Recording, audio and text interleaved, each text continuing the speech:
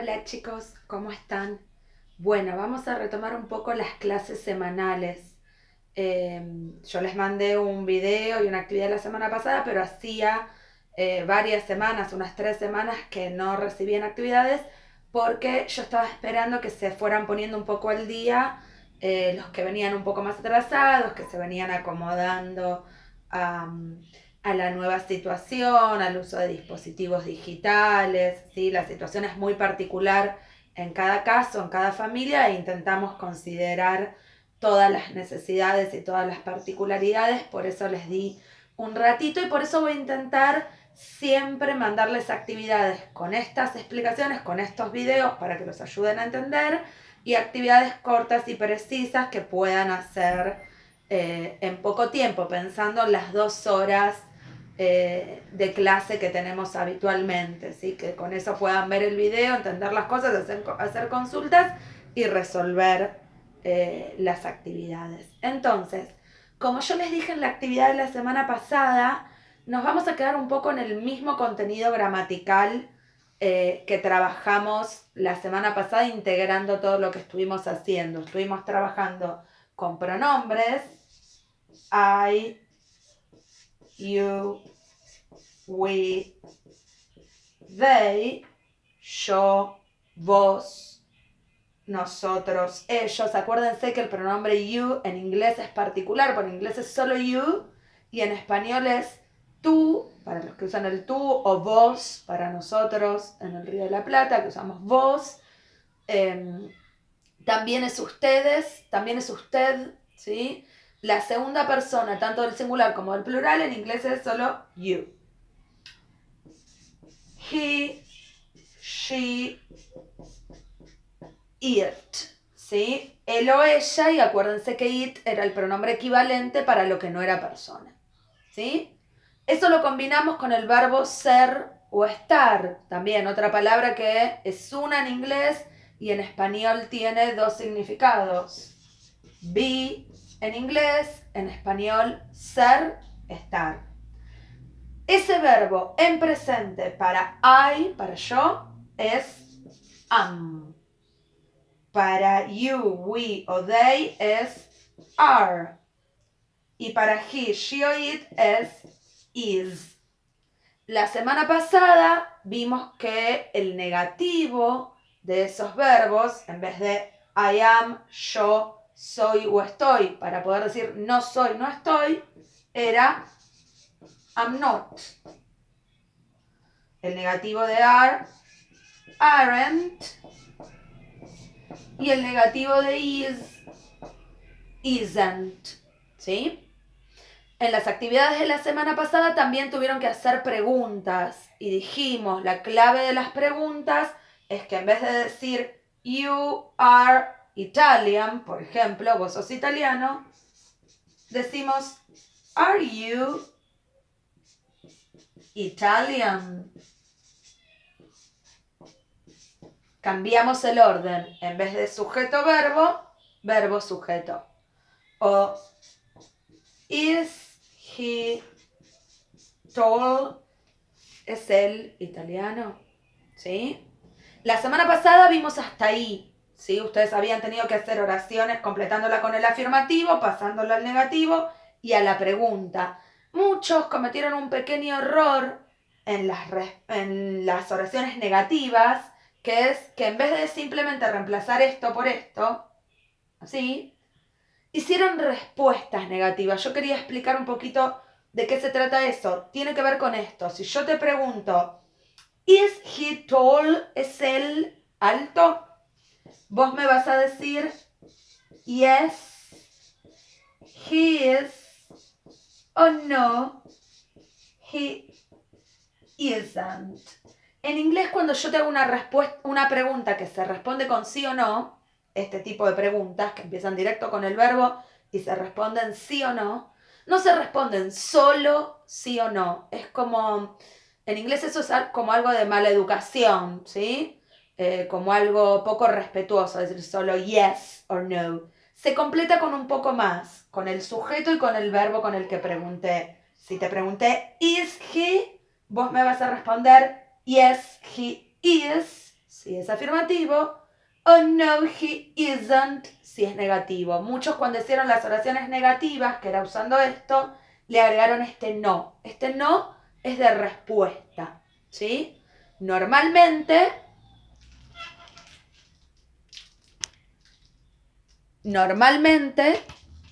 intenté ahí acercar un poco para que se entienda, normalmente decía, cuando yo te pregunto este tipo de preguntas de sí o no, yo te pregunto, is he, y vos me respondes, he is, en la pregunta, en la respuesta, perdón, en afirmativo o en negativo. En el único caso en donde yo te pregunto con un sujeto, you, te pregunto, are you, y vos me respondes con otro sujeto y con otro verbo, es en este. Cuando te pregunto, are you, ¿sos vos? En este caso, are you Italian? ¿Sos vos italiano? Yo respondería, no, I'm not. ¿Sí? Mi madre, por ejemplo, que sí es italiana, respondería, yes, I am. ¿Sí? Fíjense que yo pregunto con are you y la respuesta es I am. Otro sujeto y otro verbo. Es igual que en español.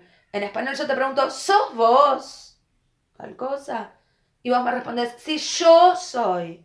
Cambias el vos por el yo. Y eso implica también el cambio de verbo. ¿Sí? En todos los demás casos de preguntas de este tipo, se responde con el sujeto y con el verbo que se preguntó. Lo que está en la pregunta aparece en la respuesta. ¿Sí? Lo digo porque a partir de ahora vamos a hacer algunas prácticas en donde también van a tener que responder. ¿Sí? Vamos a seguir solo con esto, que es lo mismo que expliqué la semana pasada, y si lo miran bien es ir sumando las clases que estuvimos viendo. La primera actividad, la segunda actividad es esto, la tercera actividad ya es con el negativo y la pregunta. Lo que vamos a hacer es ir agregando vocabulario, ¿sí? Ver cómo con esta base gramatical podemos comunicarnos, armar oraciones. Este verbo se usa, ¿sí? Algunos cometieron el error que es no usar este verbo en una de las oraciones que yo les había dado, sino usar el verbo tener porque era una oración de edad. Pero en inglés, para decir la edad, usamos una expresión con este verbo, con el verbo ser, no con el tener, ¿sí? Así que este verbo lo usamos para la edad, para la nacionalidad, para decir de dónde somos, de qué ciudad somos, de qué barrio somos, de qué país somos, ¿sí? También, por supuesto, para introducir nuestro nombre, ¿sí? O para describirnos.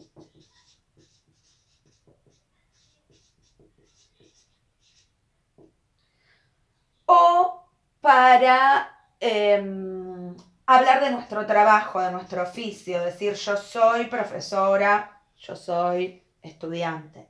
Entonces vamos a aprender un poco de vocabulario sobre estas cosas, por eso las puse acá arriba. Vamos a repasar los números para la edad, ¿sí? Países y nacionalidades para este punto, ¿sí? Adjetivos para poder describirnos, para poder decir soy alto, bajo, ¿sí? Y algo de vocabulario sobre oficios y ocupaciones para poder hablar del trabajo nuestro o del de alguien más, ¿sí? Yo les voy a mandar algunos ejercicios de este librito que, si lo pueden leer, dice Vocabulary in Practice, ¿sí? Son ejercicios de vocabulario, ¿sí? Para repasar. ¿Ven? Por ejemplo, seguramente les voy a mandar uno de estos, que es una lista de países y nacionalidades, ¿sí? Son repasos de cosas que ustedes ya vieron. La idea es que ustedes puedan hacer un banco de vocabulario, es decir, registrar el vocabulario, registrar cómo se dice italiano en inglés, alto en inglés, para poder empezar a combinar esto con todo ese vocabulario y poder empezar a producir oraciones, ¿sí?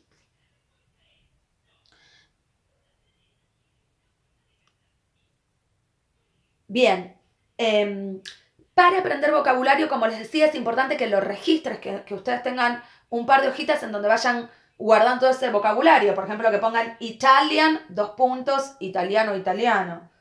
Tall, alto, alta. Acuérdense que en inglés los adjetivos no tienen género ni número, ¿sí?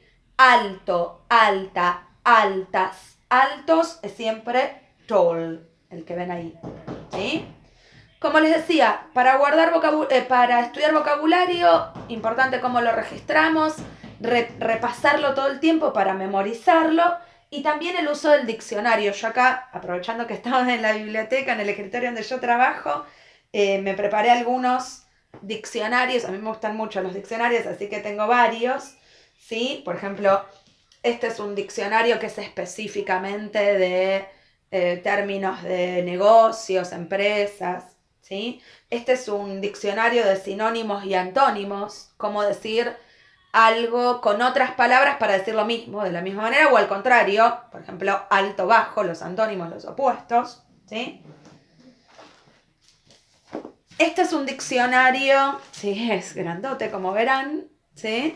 Pues un diccionario que yo usé cuando hice el profesorado y que uso todo el tiempo, que es un diccionario en inglés. O sea, yo busco la palabra y me dice qué significa esa palabra con una oración en inglés. Por ejemplo, dice aerospace, involving the designing and building of aircraft and space vehicles, ¿sí? O sea que aeroespacial sería todo lo que está involucrado con el diseño y la construcción de vehículos aeroespaciales y espaciales. Bueno, es eso, un diccionario en inglés. Pero el que ustedes necesitan usar es este tipo de diccionarios, inglés-español, español-inglés. Normalmente tienen las dos partes juntas. Eran dos libritos que venían separados, uno de inglés-español y otro al revés, español-inglés. ¿Qué quiere decir esto? Que si yo tengo una palabra en inglés, acá por ejemplo, que yo no sé qué quiero decir, voy y la busco en este tipo de diccionarios y me va a aparecer qué quiere decir en español. Por ejemplo, no sé, me va a aparecer que cross es atravesar, ¿sí? Y si no, como les decía, al revés. Si yo tengo acá, este es español-inglés. Si yo tengo una palabra, ¿sí?, en español que yo la quiero decir en inglés y no sé cómo se dice, la busco en la parte de español-inglés.